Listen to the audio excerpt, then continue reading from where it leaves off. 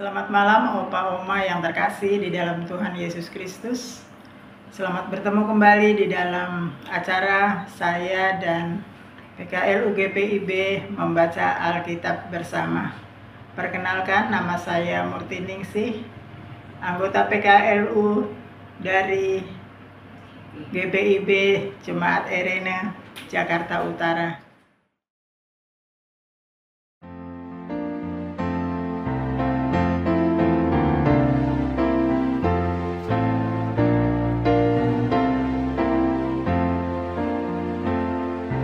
Tuntun aku Tuhan Allah lewat gurun dunia, Kau perkasa dan setia, bimbing aku yang lemah.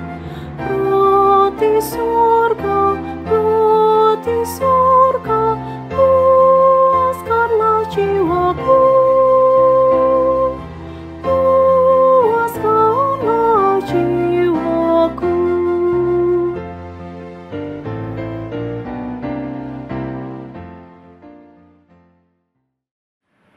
Mari Opa Oma kita persiapkan hati dan pikiran kita untuk membaca firman Tuhan.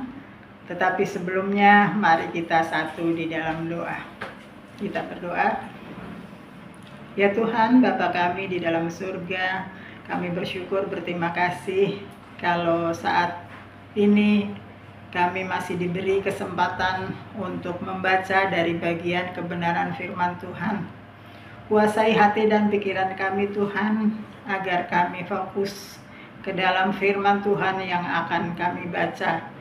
Berkati kami supaya kami boleh mengerti akan maksud dari firman Tuhan yang sebentar akan kami baca. Berfirmanlah ya Tuhan, kami sedia untuk mendengar. Amin. Kita membaca dari Galatia pasal 3 ayat 17 sampai dengan 19 yang demikian bunyinya. Maksudku ialah janji yang sebelumnya telah disahkan Allah tidak dapat dibatalkan oleh hukum Taurat yang baru terbit 430 tahun kemudian, sehingga janji itu hilang kekuatannya. Sebab jikalau apa yang ditentukan Allah berasal dari hukum Taurat, ia tidak berasal dari janji, tetapi justru oleh janjilah Allah telah menganugerahkan kasih karunia-Nya kepada Abraham. Kalau demikian, apakah maksudnya hukum Taurat? Ia ditambahkan oleh karena pelanggaran-pelanggaran sampai datang keturunan yang dimaksud oleh janji itu. Dan ia disampaikan dengan perantaraan malaikat-malaikat ke dalam tangan seorang pengantara. Demikian pembacaan firman Tuhan, dan kita akan membaca dari renungan Sabda Bina Umat dengan judul Tuntunan Hidup yang Berkenan kepadanya. Secara prinsip, hukum atau peraturan dibuat untuk menolong kita menjalani hidup sesuai norma-norma kebaikan, keadilan, dan kemanfaatkan bagi kehidupan bersama. Dengan kata lain, peraturan dibuat untuk manusia, bukan manusia untuk peraturan. Peraturan yang dibuat bukan tertuju bagi dirinya sendiri, namun berdampak bagi pembentukan tatanan hidup sosial yang ideal.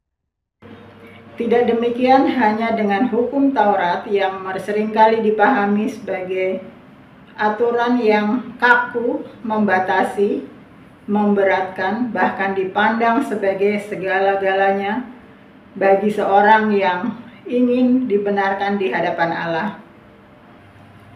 Untuk itu Paulus perlu meluruskan tujuan hukum Taurat Pertama-tama Paulus berusaha menyatakan bahwa Allah telah memberikan janji kepada Abraham 430 tahun sebelum hukum Taurat diberikan. Janji ini tidak berubah dan tetap berlaku. Ayat yang ke-17, Allah tidak pernah menarik atau membatalkan janjinya.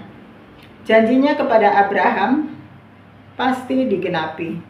Adapun hukum Taurat ditambahkan atau diberikan karena pelanggaran demi pelanggaran yang dilakukan umat, serta bukan untuk membenarkan mereka.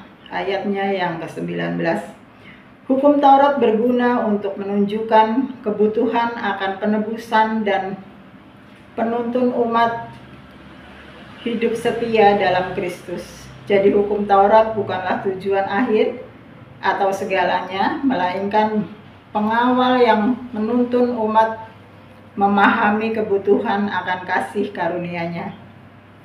Hukum Taurat menyadarkan kita akan kekurangan dan kesalahan kita, sehingga kita membutuhkan penebusannya.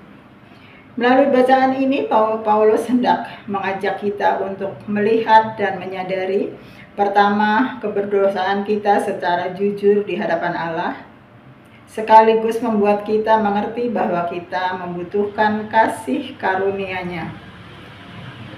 Kedua, sebagai orang-orang yang bersedia mengakui keberdosaan dan kelemahannya, juga membutuhkan penebusan serta membarui hidup kita supaya memiliki pengharapan ketiga, supaya kita hidup dalam iman kepada Kristus dan menghidupi iman di dalam kasih yang nyata.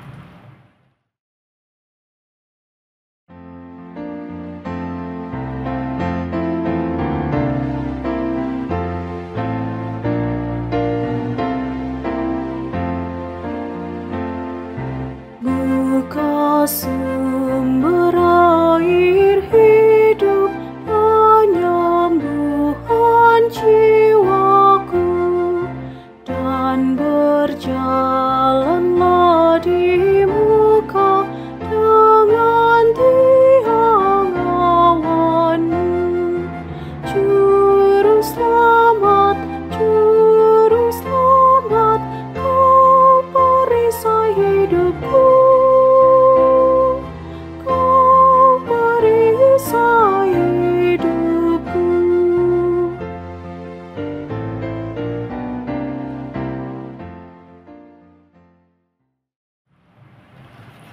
Oma-opa yang terkasih di dalam Tuhan, mari kita satu di dalam doa. Kita berdoa.